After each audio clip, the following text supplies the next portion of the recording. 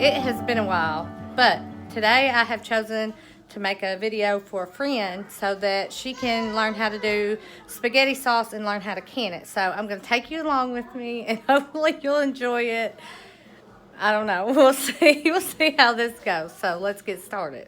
Okay, so first I put my tomatoes in and get them washed up. And they're not all pretty. Like this one's got a huge spot on it here. That's going to be cut off, and all of this, but I'm going to use all of this. Also, I use garlic. I've got onions back there and my Italian seasoning. I've got my olive oil. These two I'm not going to be using because they're not ripened just yet. But see, this one's got a bad spot on this side, so I'm going to cut that off but use the other side. And this also has a bad spot. I'm just going to cut all the bad off and use the what's good on it. And I cut all this up and I put it in a pan, and I'll show you the pan. Okay, so this is the pan. I use this one and I use this one. This one's a deeper pan, just like a cake pan that I use. I set my stove to, why is this not focusing on that? That says 350, but in the camera it's all blurred. I'm not really sure why it's doing that, but I set my stove to 350 while I've got all this going on, and I start just chopping everything up and put it in the pan. I do chop my onions first and put them in the pan. That's the only thing I really say do, because it helps cook the onions better if it's in like the juice and stuff of the tomatoes. I do not take all the skin off, but you can do that. That's perfectly fine. People put it in boiling water and they peel off really easy. It's really messy, so I don't do that. I just, if I'm not going to do the skins, I just peel it off by hand. But with this being tomato sauce, I'm not going to worry about that. Now I will use about probably half of this for both pans. So I'll kind of show you as I go what I do. So I set my other pan inside this. It just makes it easier. I'm going to get down here and get my cutting board. Now there is something that I do that I only do because this hand doesn't do so well with the tomatoes. So I will put a glove on. Just this hand. I do recommend maybe using it on this hand too, because the tomatoes will turn your hands. There's stuff, like there's acid stuff. I don't know. It's pretty bright. You can see. But this will all get on your hands, and this hand, my right hand, doesn't do too well with the acid and stuff from the tomatoes. Alright, so I turned my light on. I just made tea, so ignore that. We gotta put that together in a second. But I also have my pan, and I'll show you that once I start putting the jars in. But I've got my water bathing pan that I use, and you can use any type of pot. So we went over that. Now I'm gonna start cutting.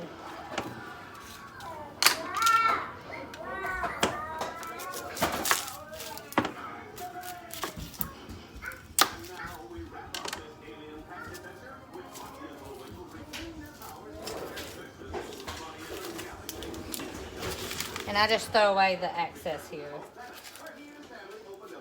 Okay, so I got both of my onions peeled. I'm just going to do a very, I don't know what this, chunky chop. And just spread it out in the pan. And I probably do 3/4 of this onion for this pan because it's smaller than the bottom pan. And when you go to cooking it and stuff, you'll get more sauce in this pan, so you'll need to kind of even out the onions for whatever you're doing, so that's fine. So what I'll probably do is I'll cut this one whenever I get to the next pan. Now what I do next is I'll start cutting, and I got a bucket down here that I'm going to throw all the scraps in, but you'll see that's kind of a bad area. We'll just throw that away, and I'll just keep working until I get all of that off there. I'll cut. Sometimes I'll leave, there's a little bit of green. Sometimes I'll leave that in there if it's not a whole lot. Like there's still a little bit, but that's fine. And I'll cut the like bloom part or whatever, where the tomatoes started to bloom off. And like I said, I keep the skins on there, so I'll just chop them up like that in chunks and throw them in the pan. And I'll do that until I get this pan full over here. And then I will throw this in the oven. Now, and then I'll start working on the other one. After I get them both done, I set the timer for about an hour. Now for the minced garlic, I'm gonna show you about what I do here. I just take a spoon, a small spoon, and I'll do heaping spoons. Let me show up close, like a heap. I'll do a heap of it in there, and I'll kind of just stir it around here, and that's that. Then I also take the seasoning, which I think this is a new one.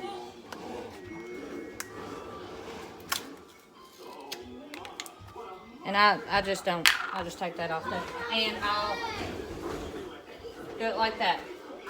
And like I said, I'll probably use half of this for both pans. So I do a quarter of it basically in the pan. I'll also take my olive oil and I just drizzle in there, and it's probably a good 3 tablespoons of the olive oil that I put in there. And then once that cooks, I cook it for an hour. And then I'll show you what I do after I get that done.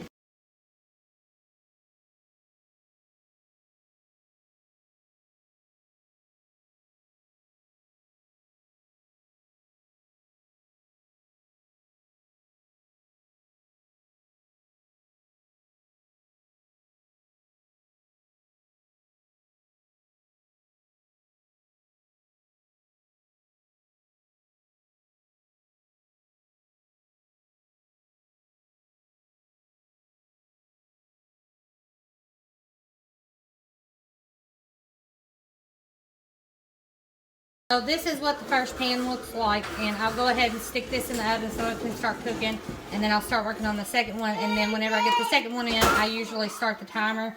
So this one probably cooks for about, I don't know, 10-15 minutes longer, which is not a big deal, but this is going to go in the oven.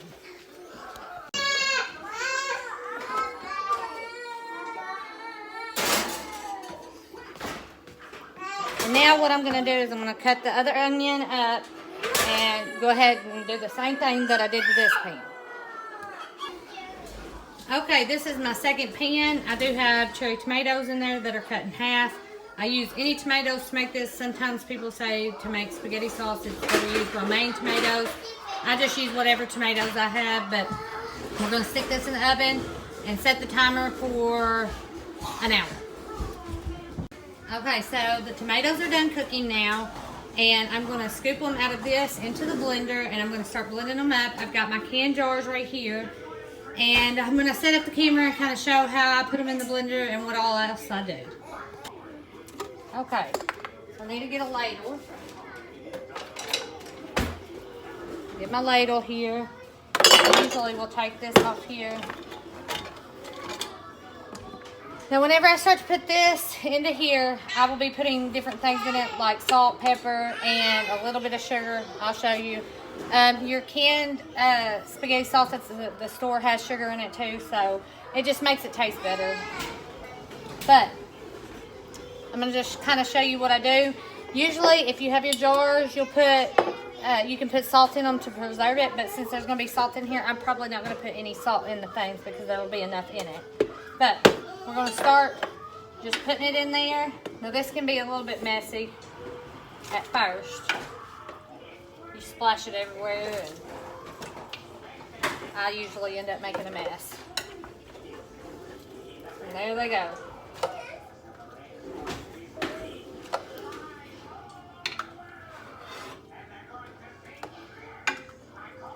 Now I'll scoop about, I don't know, half of it into the blender that I have here, this size blender. Maybe a little bit more than half. I'll scoop up. I don't feel it completely all the way full, but it's pretty full there. Okay, now that I got all the tomatoes and stuff from the pan that I can fit into here that I'm going to do. There's probably about 1.5 inches. I'm going to add some sugar. Now, I have a 1/2 cup scoop in my sugar jar, and I probably use 1/4 of that. So that might be, I don't know, a tablespoon of sugar that I put in it. Let's see here. I take my salt. I usually will just, let's see here, maybe a teaspoon of salt. Maybe a teaspoon and a half. Teaspoon and a half of sugar, or salt. Now, I will probably put more salt in it at some point if it needs it. Now, I just take my pepper and I just put it in there a couple times. Now we're going to blend it. And I do the crushed ice thing at first, and then I'll do the liquefied thing.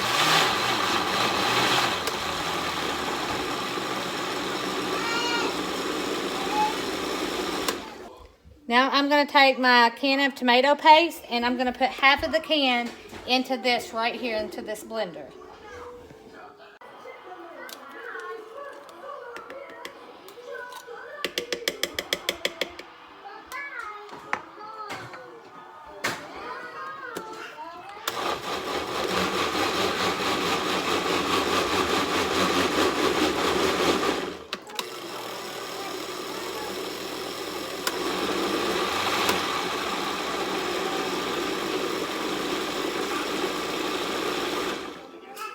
Now that I've got all that blended up, I'm going to get a spoon here, and I'm going to taste test it.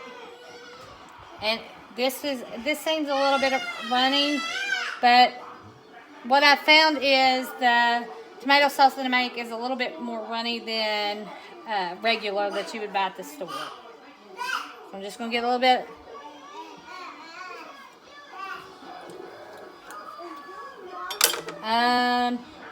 Probably needs a little bit more sugar in it.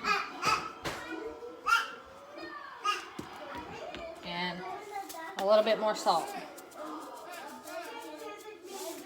And I probably put 1/2 teaspoon of sugar and probably another teaspoon of salt. Or 1/2 teaspoon of salt.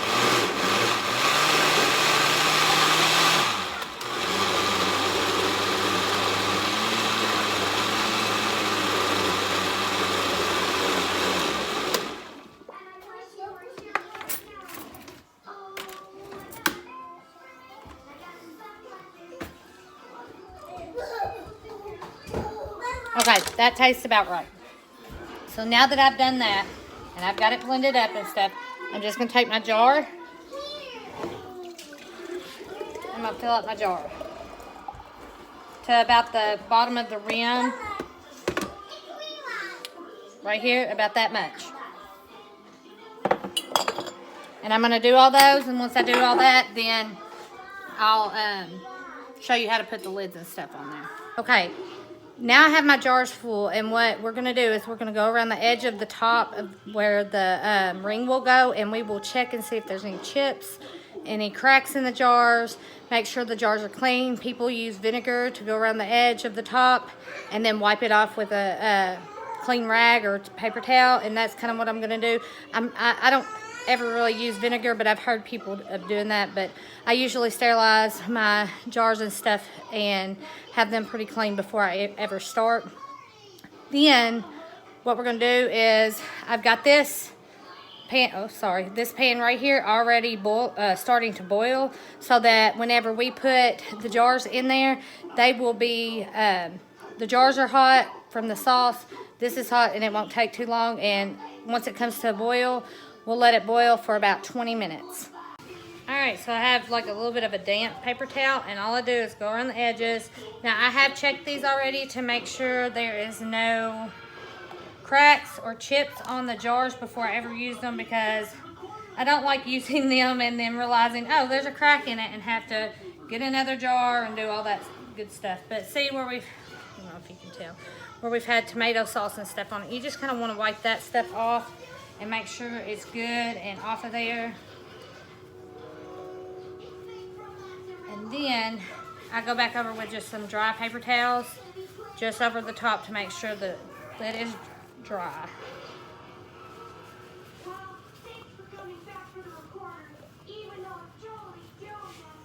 Okay, I'm going to use a couple of the Tattler lids and a couple of just regular lids so I can kind of just show you what I do. From videos that I've watched with the Tattler lids is you need to keep the ring right here kind of loose, or you don't do it all the way tightened. I do, and I haven't had any issues with it, so that's what I do. But since my rings are cleaned off and dry, I just stick the lid on there like so. Take your ring, hand tight. That's all I do. I don't go trying to get it too tight on there. I just do hand tight. Now for the Tattler lids, they come in the box and you've got your rubber ring here, and you've got your plastic top here. And it's got like an edge around it, so you just, this is what I do. Now some people take and place them like this, and then place the ring on, or the plastic on top of it. I'm not gonna do that. I'm not gonna do that. I just stick it on there like that, put it on there. Take my ring tight. That's all I'm basically doing on here. Take them, put them on there, place on that. Now some of the jars that I've noticed with the Tattler ones are, the Tattlers don't fit on them like the metal ones do. If the thing is a slight smaller than what, I guess like the mason jars, some of the jars that I have are a little bit smaller, so there's a couple of them that they won't fit, but it's not too big of a deal. Okay. So I'm at my pan that I've already got some water starting to boil and stuff. I'm going to take my lid off.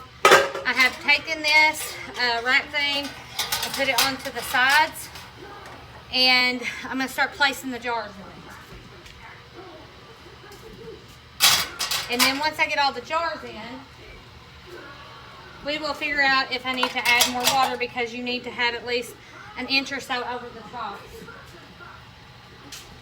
of the jars.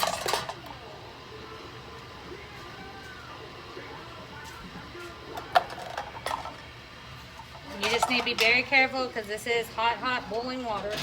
Now, as you can see, there's not, let me get this, there's not much water. I don't know if you can see that or not, but there's probably only about a quarter of an inch, maybe half an inch of water over top of it. So I'm gonna run my hot water, start getting it hot, and what I'm gonna do is I'm gonna put those on top, or the hot water on top of here, to about, a little bit higher, an inch or so over this.